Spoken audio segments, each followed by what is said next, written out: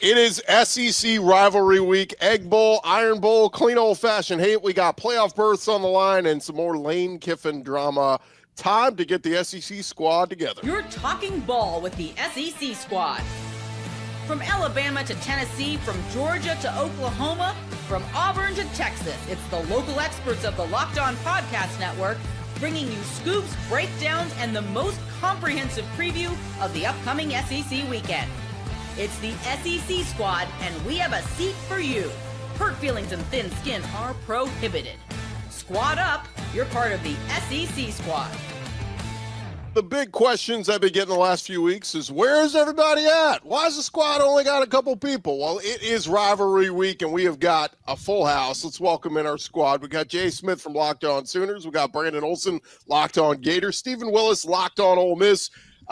Chris Marler from Locked On Gamecocks. We got Eric Kane, Locked On Vols. Jimmy Stein, Locked On Bama. And Corey Burton, Locked On Vandy. Gents, good to see you all. Good to be here. Let's start as we do every week. Let's start with a prediction. Give me a prediction for your team this week. Jay, let's start with you. Oklahoma does not allow another touchdown for the second week in a row. I think that's pretty fair. That defense I is think it's pretty easy. That was low-hanging fruit. Not bold. My prediction is Digo Pavi is going to show up. Basically.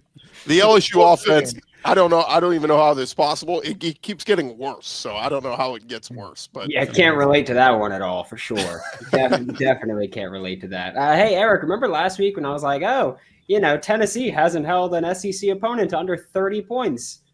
And then we got 11, so there's that. I mean, that just goes to show you how bad Florida's offense is. I mean, just I know. Just imagine when we get Lane Kiffin on Saturday. It's going to fix everything. Yep. Let me also remind everybody, today's episode brought to you by FanDuel. Right now, new customers can bet just $5. If your bet wins, you'll get $300 in bonus bets to use across the app. Download the app today. Brandon, you guys are playing a rivalry game at FSU. They're locked in. Mike Norvell's coming back. First off, so happy about that. Good job. So happy. I've never been happier about coaching news. And look, I like Mike, but you're not cut out for this big dog, but I'm glad you're here. I really appreciate that one. This is going to be one of the ugliest football games anyone has ever seen. And I think of the 8 of us up here, only one of us is actually going to watch it. And I'm very jealous of the 7 of you that don't have to watch it. Is it the Sicko Bowl round? Oh, my goodness. I mean, I love that last week all the Florida fans were like, no one packs the house 90,000 plus to watch Florida football. And it was like, it's 31-0 within 12 seconds. Yep. Yeah. Hey, they stayed. They stayed until we won't back down, and then they left, and it was a good show, man. I mean, they were getting beat 31-3. That whole place came alive. That was the best part about the night. I put it on Twitter. I said it's easily the best fourth quarter song, and Tennessee fans were hating on me for that, and I'm like, well, it's fact. I mean, it's the best fourth quarter song, and then they all left. So I'll give them props for that. They even on the broadcast, they were like, "Oh, yep," and there everybody goes. Once it played, they were like, "Oh, there everybody goes." I mean, it's if you ever get the chance to experience that in person, it's incredible. I'm hoping this coming season, next year, we come to Florida. So Oklahoma, hopefully we get a chance to experience that at night. That would be fun. I think that's one of the games I'm heading to. So Brandon, give me a prediction for your game. Yeah, you've been talking for 5 minutes. Dude. Oh, no, my prediction wasn't for the game. We're hiring Lane Kiffin on Saturday. That's my prediction. That's it. Okay. All right.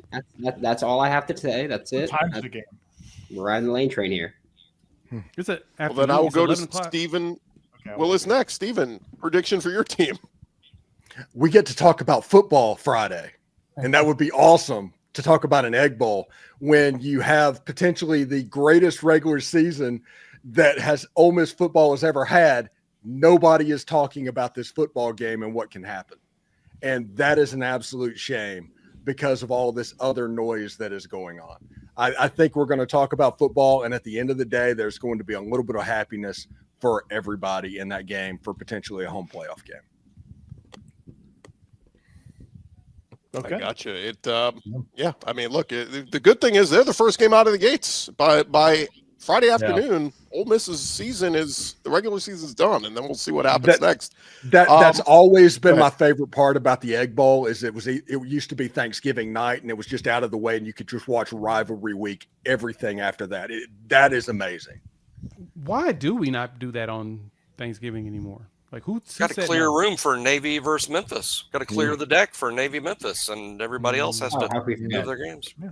And the NFL has kind of taken over into the night games on Thanksgiving. It used to be we only had 2 day games in the NFL, but they get the night game now and take full ownership. Marler, man, South Carolina, Clemson, the record stinks for Carolina, but still might mean something to knock off Clemson. I mean, yeah, you can't really ruin their season more than they've already ruined it themselves. So finishing 5-7, listen, I think it's a crap season, but you also have a lot to look forward to in the offseason if you can win 3 of the last 4. I think the big question for me is if the offense looks anywhere close to what it looked like for Coastal Carolina in one half against A&M, then does Mike Ferry get the nod for the OC position, or does Shane Beamer do what he should do and actually take a look at other coaches around the country? Yeah, that one will be it will be interesting. Eric Kane, a prediction for Tennessee, trying to play spoiler. Yep, Tennessee is going to rush for over 200 yards over the Commodores. That 105 rush defense, 5th in the SEC. I think that's a skewed stat.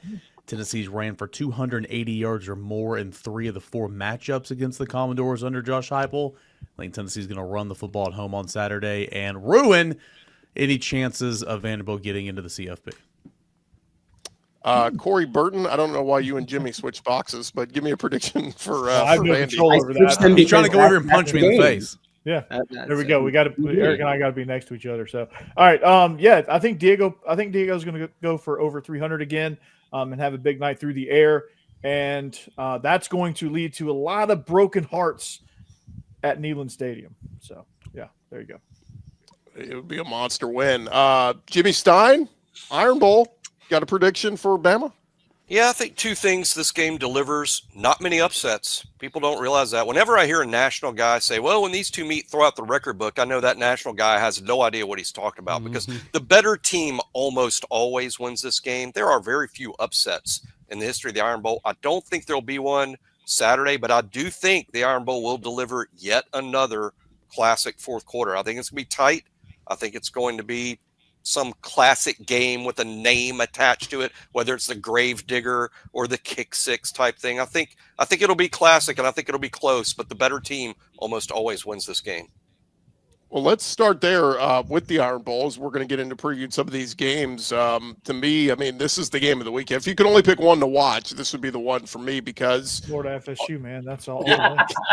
you have Auburn playing with house money, like you got nothing to lose here, and you got Bama with everything to lose. If you win, you're going to Atlanta, chance at a playoff. If you lose, you're out. Marla, I saw you shaking your head. What do you think? I think Bama rolls them, dude. I think this entire idea. I love what Jimmy said, and I trust Jimmy more than I trust myself with most things, except for partnering with Luke on that podcast because that's a wild card for sure.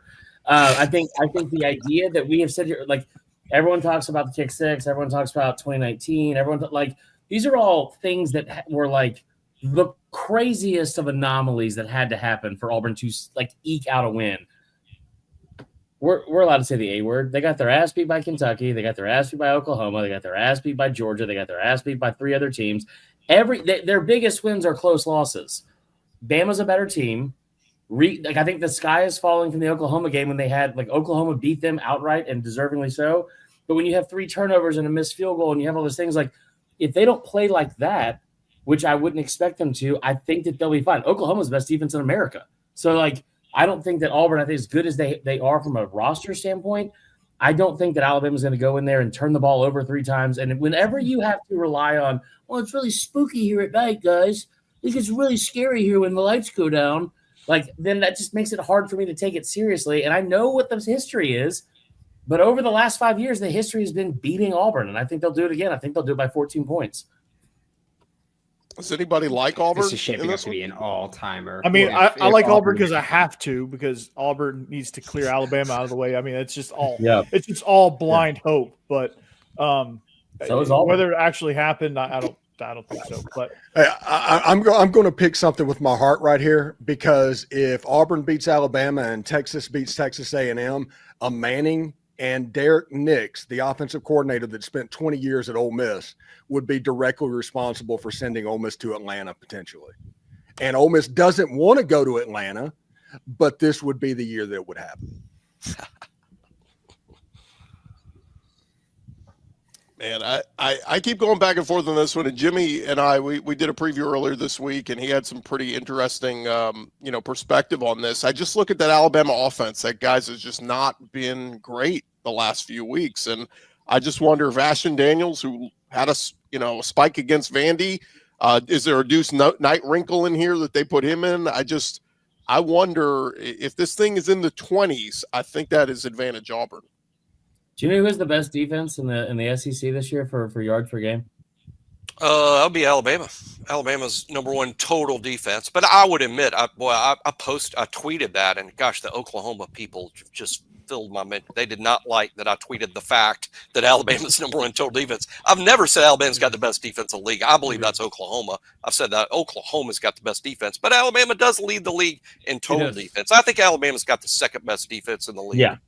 I think I meant it from mainly a numbers point. I agree with you. They looked great last week against Mercer, who's 9-1 in the FCS. Love making Georgia, but also the fact that this is the sample size you're giving with Auburn. It's a 2-game sample size, and again, I've heard Cam Coleman, I've heard Kendrick Falk. Those are really good players. They might be the best player in their position in the country for both those guys. You still got to get somebody that's going to get it to them. And you're talking about an offense that's like 76 in the country in third down offense. Alabama's one of the best teams in the country at that. As long as Bama doesn't turn the ball over, I don't think it's going to be close. Yeah, I agree with that. And to even add to that, Bama being number one in the conference in passing yards allowed at 148 against a team that now just named Ashton Daniels as the quarterback again, flip-flopping it, which I understood why they played Deuce Knight against Mercer. You're still preserving Ashton Daniels' red shirt. So he plays this week. This is only game 4. He can come back next season if they actually want to do that, which would be probably smart. But at the same time, I don't know how he's going to fare against this Alabama defense. So, yeah, I'm leaning too heavily on Alabama just going ahead and dog-walking them this game. Let's do a moment of truth. Raise your hand if you're going to take Auburn in the upset at Jordan-Hare. We got one. Or you got to. I have to. I just have to. It's got to happen. It's got to happen. You need it. I don't think it will. It's got to happen. Inject it in your veins. Kane Womack, belt to ass. Simple as that. Take the job at Arkansas right afterwards. Yeah. Let me push it a step further. If Bama gets to the SEC championship game, plays A&M or Georgia, whoever, and they lose, should Bama be out of the playoff with a third loss, or do you look at it and say conference championship runner-up is in no matter what? Oh yeah, they're in. They should need to be to in. me. Yeah. It only makes sense if they're right now in the playoffs, they win, and then they play in the conference championship. That should not be a thing that knocks them out because they were already in the top 12, top 10 basically. So. Yeah, no, that to me should not be a thing that eliminates you. You're playing an extra game, and you're playing an extra game against the other best team in the conference, the toughest conference in the land. Exactly. So, yeah. You will have some Miamis and Notre Dames and those schools saying we're 10-2. We deserve to be in. Well, they're wrong. They're playing a conference championship then. Notre Dame will be in. Notre Dame is in no matter what.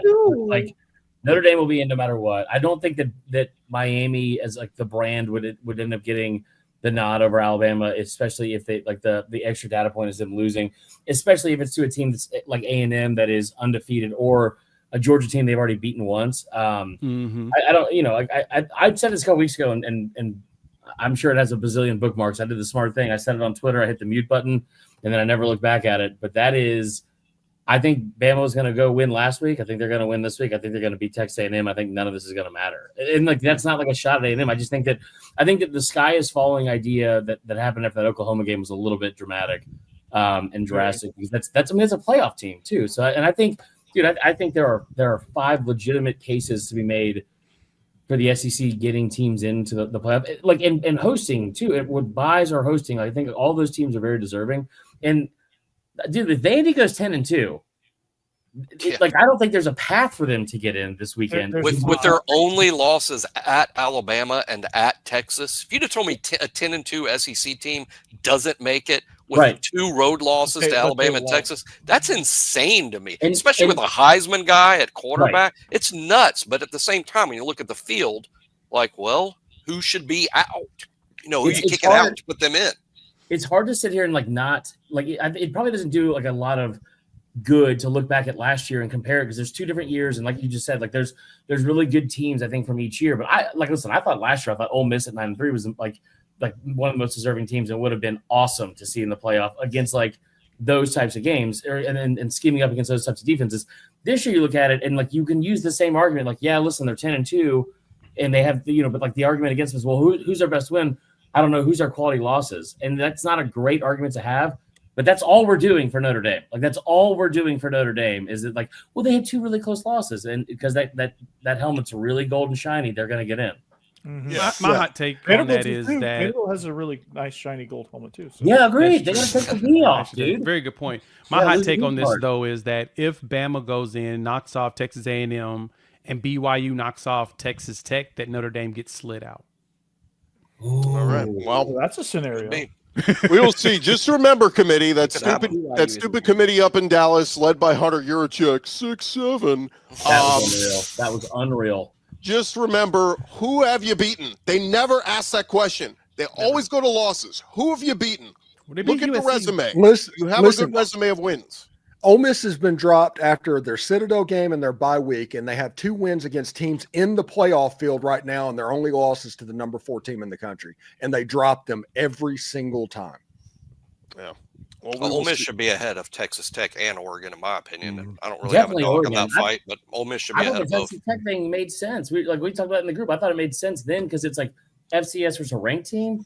But dude, like that, the Oregon thing is mind blowing because they have 1 win against a ranked team, and it happened this week. And they're like, no, dude, look at the metrics. And real quick, Gordy, I know you're trying to go to break, but I'm not going to let you. The idea that the FPI, we're going overtime. We talk about the FPI all the time. And it's like, oh my gosh, it's so stupid. Look at the FPI rankings.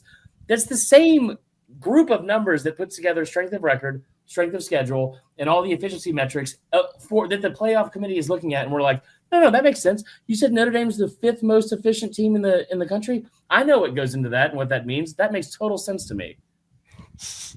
All right. Well, we will get into more of the games here on Rivalry Week. This is the SEC squad. More squad talking ball next. And another thing. First, I want to remind you guys, it is our friends at FanDuel. The NBA is rolling along. You've got action every night. Look, it's rivalry weekend. There are all those games up there at FanDuel.com right now. And look, even if you miss the start of a game, you could jump in. They got live bets. FanDuel's got everything on there. You can combine live bets. You can do same-game parlays. Look, I like to parlay some of these upsets. You like Auburn to win the Iron Bowl? Why don't you parlay that with, I don't know, take LSU to beat Oklahoma, or take Vandy to lose to Tennessee. Why are you just naming No. Don't do that. These might be take that. That's fine. These might be bets you like up at FanDuel.com. And right now, FanDuel is giving new customers $300 in bonus bets when your first $5 bet wins. So head to FanDuel.com, get signed up, play your game with FanDuel, and of course, they are the official sports betting partner of the NBA.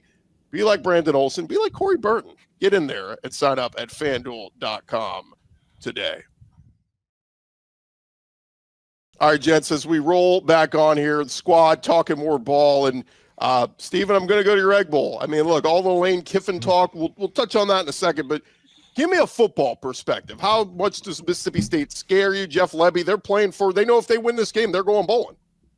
Yeah, the one thing that scares me is there's nothing more dangerous than a five-win Egg Bowl team going into that game. The weirdness happens more often than it doesn't, but Jeff Lebby and Mississippi State's going to try and exploit Ole Miss's secondary and try and make some explosive. As Ole Miss can keep that down, they're going to be all right because they're better on the offensive and defensive line than Mississippi State. And generally in the SEC, if you're better on the offensive and defensive lines, you're going to win the game more often than not. It's do you guys think there's any of the lost focus, right? All the distractions of Lane Kiffin, does Ole Miss come out not as focused and this is a close game? I mean, I honestly don't think so because, again, like you can't in this era, you can't ignore the outside noise. Like this is nothing new. Now I understand your head coach is literally everywhere, and everybody's talking about your head coach and this and that. But I mean, you see this stuff. You can't escape this stuff anyway.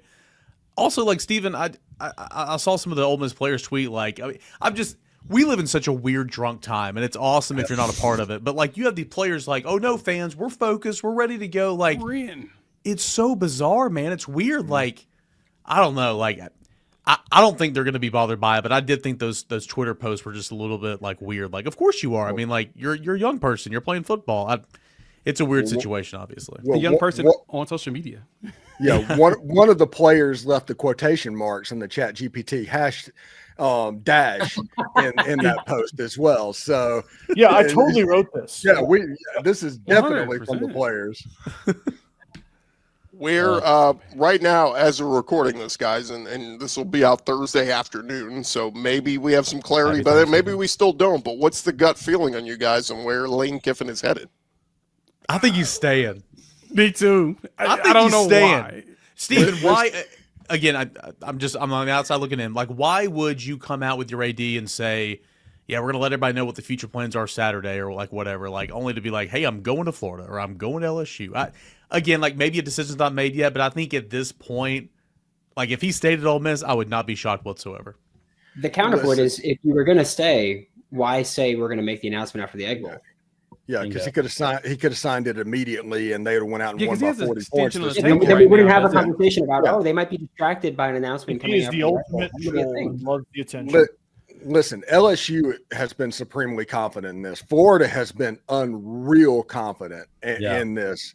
And today, the only thing that makes me even question whether or not he would say or not, as we record this on Tuesday, today was like a nuclear bomb went off on his public image.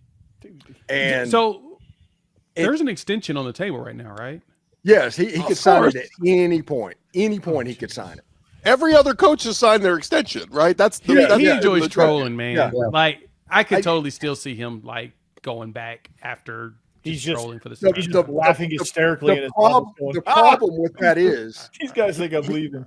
He has alienated nearly everybody that surrounds Ole Miss, including the money people. And whenever you're coming back and you're thinking about coming back, you ideally would not alienate the money people whenever recruiting is a concern of yours and everything is about paying money for recruits. So that's the one reason I think this is not 4D chess that people like to talk about. But he is so whimsical and so emotional. Nobody can 100% this one way or another. You just can't. If anybody is absolutely certain this is going to happen, I don't believe that person. They lose credibility in this. Brandon, real quick, Florida fans think you're getting them, right? Yep. And Marler, you're close to the LSU situation. What are they saying? It's a done deal. I love it. I mean, but listen, here's I will say this: every person that I have talked to has been very spot on with everything that has happened in Baton Rouge for a very long while. And maybe he doesn't. I think he's got an option for all three on the table. I think my biggest thing is if he stays, like I don't think the like rebuilding the bridge that he's like burned with the fans is a big deal because winning cures all anyway. Like that's not a big deal. I've seen a lot of stuff like on social media, which is like the furthest thing from the truth. It just so happens to be with this coach that's like where he lives constantly because he loves to kind of like stir things up. But I think that one of the things I saw from like an Ole Miss side, and it was like he's going to have to repair this relationship with the fans. No, he's not. Like his job is to go win football games. But he is, Chris. And what I'm talking about and what they're talking about is he could do absolutely anything he wanted in Oxford, Mississippi. He was a king-like figure in Lafayette County. Now he can come back and winning will cure, but the best he's probably going to be as a transactional coach where you just want wins. You'll never get back to that. That's what they're saying. But Ole Miss has never been that. So it's like having that in place and going to the playoff is like, I think it's short-sighted from a fan base perspective to be like, And I get it because, like, listen, fan is short for fanatical or fanatic. Like, we all get it.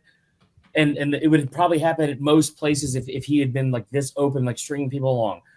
But the bottom line is to win games. And so, like, if he comes back and you win 11 games next year, people aren't going to care about what happened this past offseason until the Bama job comes up. Well, you say come back. What if he just stays and they go on a deep playoff run? They'll buy back in 2 weeks. No, there's no chance.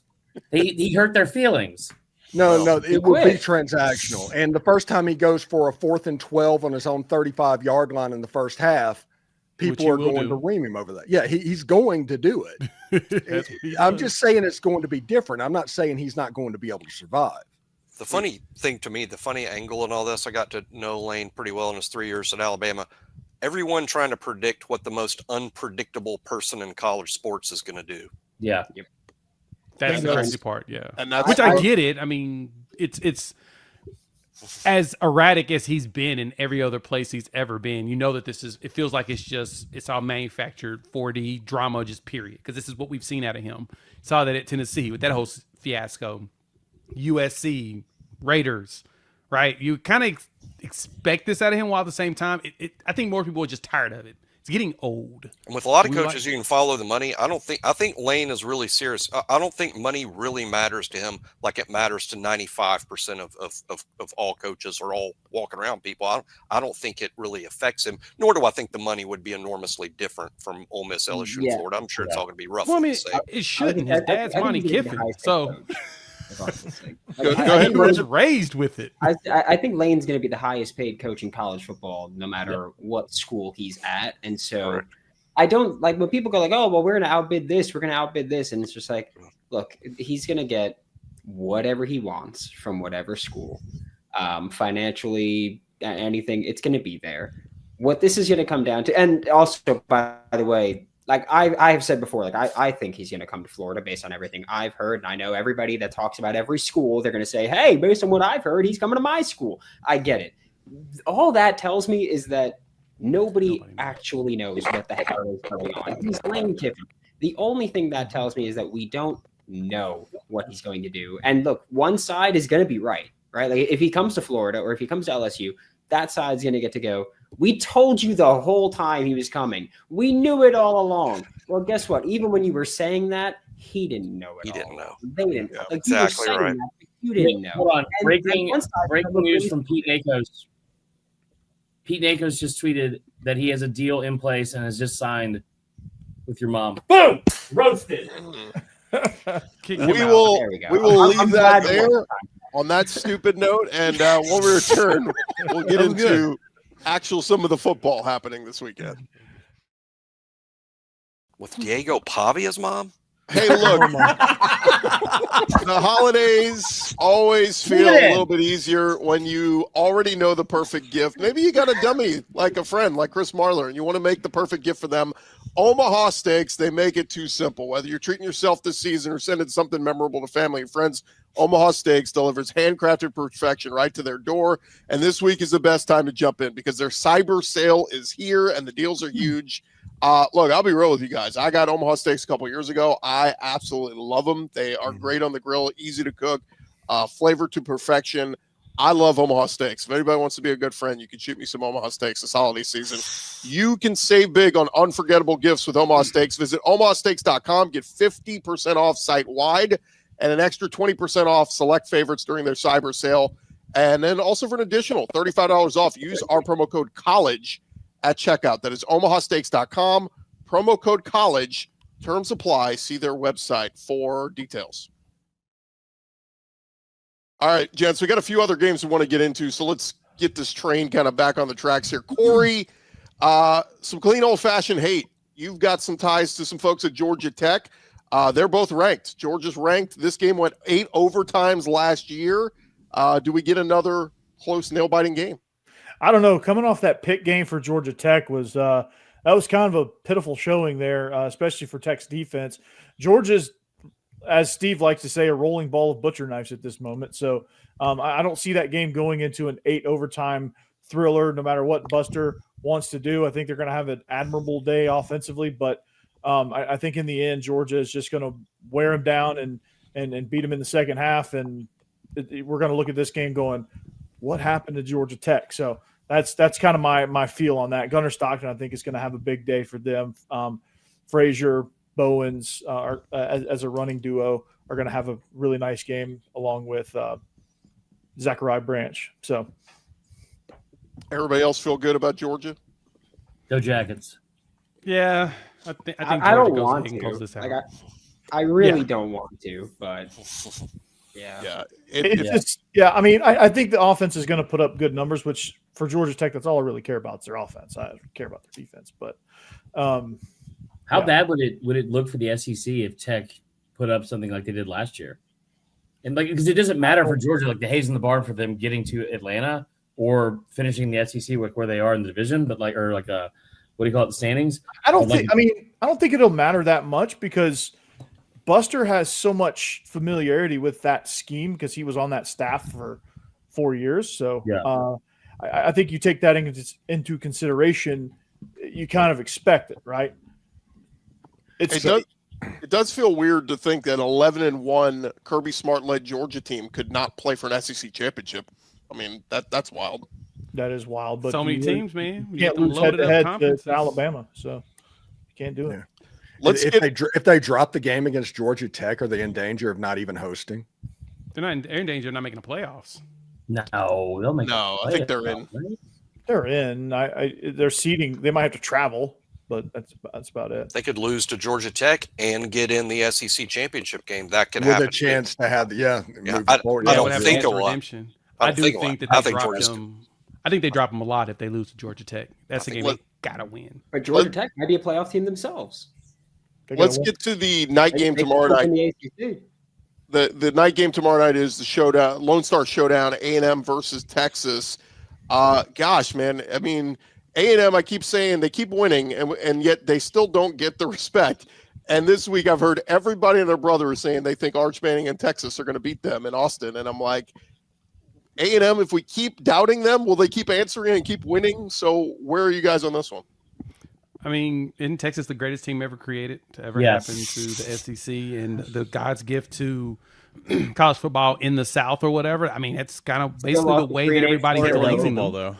they're glazing them that hard when it comes to that.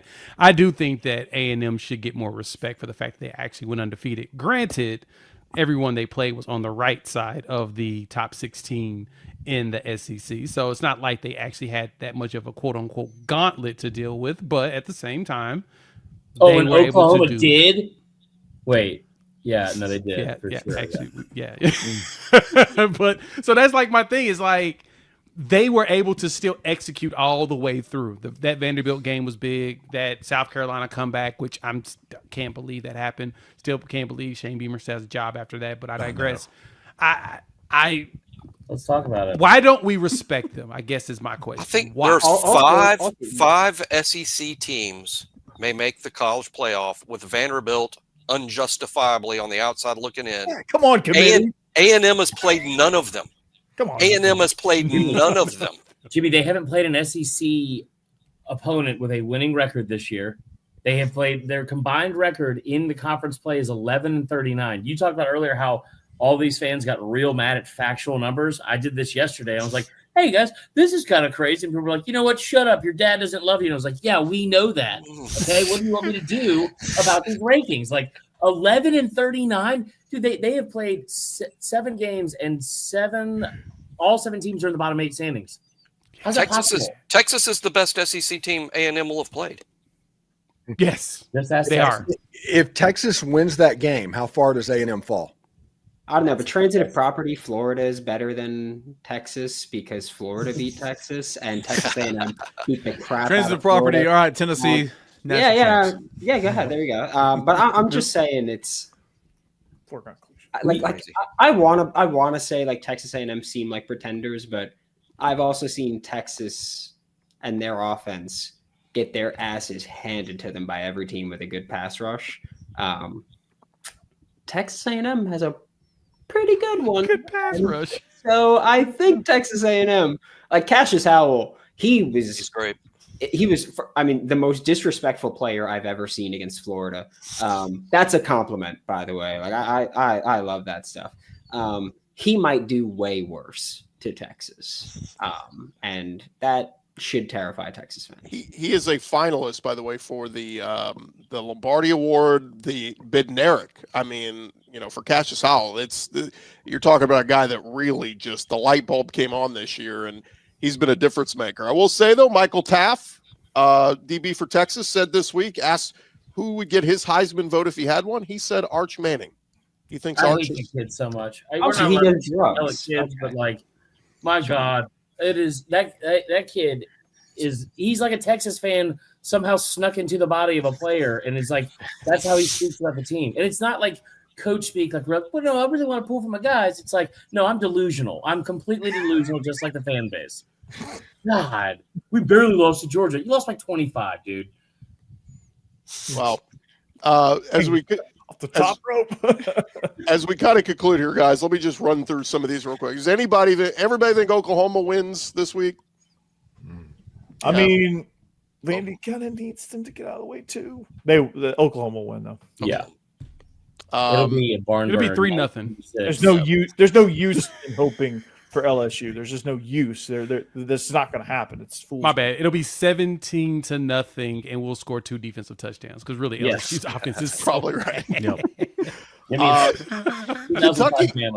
Kentucky, Louisville. Louisville keeps losing, and then their best receiver is going to be out. Mark Stoops at Kentucky. They got humbled last week, but this is a rivalry game. It's at Louisville. I think Kentucky gets their 6th win. What do you guys think? They do. Or their 7th. Like the. Oh no! I'm sorry. All right. They're gonna go 6-7 this year. No. somehow. I think they go bowling. I think they can get that win against. There we go. Louisville. I did see that. Did you kick him out? I did see Mark Stoops said earlier this week Connor Boley is coming back next year, so that's already. Where did he go? To the transfer portal. Who's going to pay him? I'm curious to what school's going to actually pay him to leave. Get to know LinkedIn. Oh, Clemson, South Carolina. Anybody want to take? Are we taking Clemson or taking Carolina? Carolina, and all of you better agree. Yep. Yeah.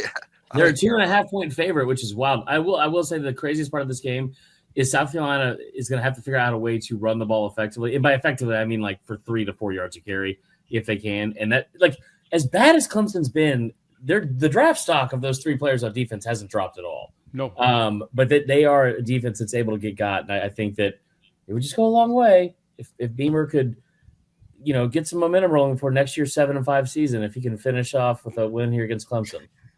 Are they going to forget to set the quarter clock? Are they just going to leave it on 1 the whole game so that he thinks he's in the first quarter? This might be the last game we see Lenore Sellers too, guys. Thanks, dude. Let's talk about that. He's going to Kentucky. He's going to the NFL draft. Replace Cutter Bowling. Vanderbilt, Tennessee. I'm so torn here because Ranked matchup. I'd love to see Vandy win, but man, in Knoxville, Eric, I feel like Tennessee's going to get this done. I was going to say, you have the 2 hosts for these shows. Are you just going to gloss over this game? I mean, Vanderbilt's got the biggest game in program history for About Vandy. this game earlier. It's down The the first line. time ever, if we can win this game to get to 10 wins, it'll be first time ever. Yeah, I think Diego Pavia is obviously a problem. I think he's a really good player. It's not just him. I think his skill's a whole lot better this year. Not just Eli Stowers, who's fantastic. Defensively, kind of hit or miss. Like they've given up 30 points or more in like four games, I think. Like I said earlier, I think that rush stat, they're 5th in the SEC, getting up 105 yards a game. I think it's a bit misleading because a couple of the offenses that actually run the football well, like Auburn and Missouri, just ran it all over them. I think Joey Aguilar can throw it all over that defense, just like Diego Pavia is going to throw it all over Tennessee. I think Joey Aguilar can have a field day through the air. But kind of going back to what you said, Gordy, playing at home, it's senior day. I mean, it doesn't matter, like, typically Tennessee owns a series, right? But it's a rivalry game. Tennessee's going to get up for it, and this crowd wants nothing more than to see Diego Pavia play like crap. So I like Tennessee at home, and it's unfortunate for Vanderbilt and Vanderbilt's fans because it's been a fantastic year. But Vanderbilt needs to win this game and needs to win it convincingly and needs help. Again, the overall storyline, I don't think they're going to get that. No, I don't think they're going to get a lot of help, but they just need to help themselves to even make the committee make a decision. I mean, I think you get to that precipice right there, and that you can say a lot about that. So, with Diego Pavi, he's electric as they come. Lately, there's a lot of momentum with this offense. They've become explosive. So you have two explosive offenses going at each other. Two of the best quarterbacks down the field passing 20 yards or more. I mean, the numbers are so similar, so good, elite. It's unreal. And no one would have said that about Diego Pavi at the beginning of the season, his downfield throwing ability. But here we are. Because he's been a runner, he's been a short to intermediate passer, not much pocket awareness coming into the season. He's developed that over the course. And something after the third quarter of the Texas game, something clicked, and this offense has been on fire since. If Diego Pavia had another name on the front of his jersey, he would win the Heisman. He should be in New York. It'll be a crime if he's not in New York. He should be in New York. One of my buddies, big-time Tennessee fan, was like, didn't know you were locked on Vanderbilt all of a sudden. All you did was talk about Diego Paul. You called him a Heisman contender. I'm like, if he's not a Heisman contender, then what is he? What is he? 34 touchdowns. He's third best odds or fourth best odds on most books. And, of course, FanDuel. I mean, it's just, Somebody said this the other day that it's the worst Heisman race we've had. It's because the people that like are talking about college football, especially on social media, are doing it the wrong way. Like it's Julian saying, it's Fernando Mendoza, it's Jeremiah Love, and it's whoever the fourth would be. Like, it should be guys like this. Like, he should absolutely be in New York. And I tell you what's going to happen. They're going to put him up there like they did Stetson Bennett as like a gift to him. It's like he doesn't really deserve to be there or something. And he absolutely does. He should be like a front runner for the award, I think. And you know who should have been there that year instead of Stetson freaking Bennett, right? Hendon Hooker. BS, man. It's ridiculous. Spencer Rattler. He's got hurt. What he did to Tennessee.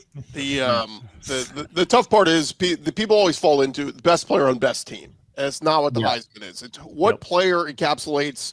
If that team didn't have him, they would be nothing. Ohio State would be fine without saying. I think Notre Dame would still be good without Jeremiah Love.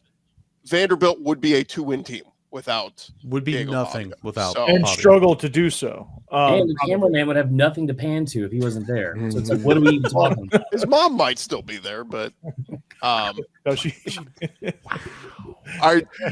everybody's talking about that cameraman was obsessed with her. It's like that cameraman's pointing his camera where he's told to by a producer. Dude, we need to talk about that producer.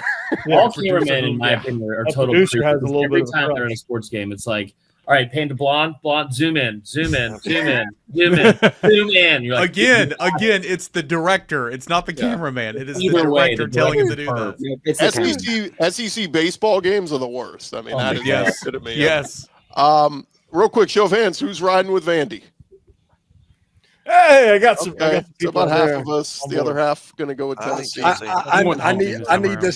I need this game like oxygen. Vandy being nearly a 10-win team going to Neyland Stadium. I need to see what that looks like. Might be the best game of the weekend. Might be the best game of the weekend. I think it's going to be really high scoring. I think both teams maybe in the high 40s. High scoring Take game. the over. Smash the over. The sad thing is, to Jimmy's point, like Tennessee's defense has played really well dating back to the Oklahoma game for the most part, and like it's just not going to matter. Like this game is going to be so high scoring. Both teams are in the hundreds when it comes to pass defense. So I mean, just throw it all out the window. Real quick, guys, just two more games real quick. Mizzou, Arkansas. I mean, the ugly game. Everybody going to ride with Mizzou on the road? I guess. I think so. No, you're going to take Arkansas at home? I'll take Arkansas, I think. They have not won a game since like. I'm shocked. I could have swore that Petrino would have gotten a couple wins by now. I'm just shocked that they're winless. Eric, I thought they were like 4-7 a week ago, and so it's like they're 2-9. I was like, oh, I know, right? Like again, they score points. Like how in the world have they not stumbled into a win? Yes. Having said that, give me Mizzou. Yeah. Find ways to lose. Arkansas's last win came on September 6th against Arkansas State. Love you, neighbors. They were 2-0 at that point. And the last one, Brandon, Florida against Florida State. A closer? I mean, Mike Norvell can get to a bowl game with a win. Are we riding with FSU here? Okay. Brandon is speechless. Yeah, I mean, because it's a stupid question. No, I'm not riding with Florida State. I love you, Gordy, but like, no, I'm going to pick He'll Florida. never ride with Florida State. I don't care how bad and how boring this offense is and how inept this offense is and how badly they need Rugiet to get something going. Goodness, it's bad. I refuse to pick Florida State here. It's just, I refuse to pick them. I refuse to bank on Mike Norvell, especially like the way he was such a little, not going to say it, after the game last year when he was like, don't plant that flag here. Stop somebody, win the game, do something. I don't care. I can't respect that. I don't respect that. I don't respect that conference or that fan base. And I hope the absolute worst for all of them forever. Thanks. Minus the Rugia drop there. Brandon gave me the same spill on our crossover last week. I just can't pick Tennessee. Won't pick Tennessee. Can't pick Georgia to win this game. Won't pick Georgia. Whoa. I picked Georgia. Okay, well, who was the other example then? You said somebody else. I was the closest one, you idiot. I picked Georgia. This isn't an I can't pick Florida. This is I can't trust Florida State either. Like I don't trust either of these teams. If I can't trust either of them, I'm taking mine that actually at least looks horrible, but plays people. You know. Yeah. So everybody else, we all with Florida State. Yeah. No. Florida State. Last question, and we need to put a straw poll here. We got 8 of us. Raise your hand if you think next week Lane Kiffin is the head coach at Ole Miss. Raise your hand. Well, I'm the only one. Okay, Eric and Jay. Okay, so we got 2. Can we add the little caveat of will he be coaching them or like will he have announced a job elsewhere? Okay, if it does end up he leaves. Next season, where is he coaching at Ole Miss? Alabama. So that we got 2. Alabama's actually been on my list of teams too, but we gotta wait. Raise your hand if you think next season Lane Kiffin is coaching at LSU. I'll go with him. Jimmy, Marler, and me. That's 3. Raise your hand if you think Lane Kiffin is coaching at Florida next year. Brandon, Steven, and Corey. So 3-3-2. Wow. This is what about North Texas?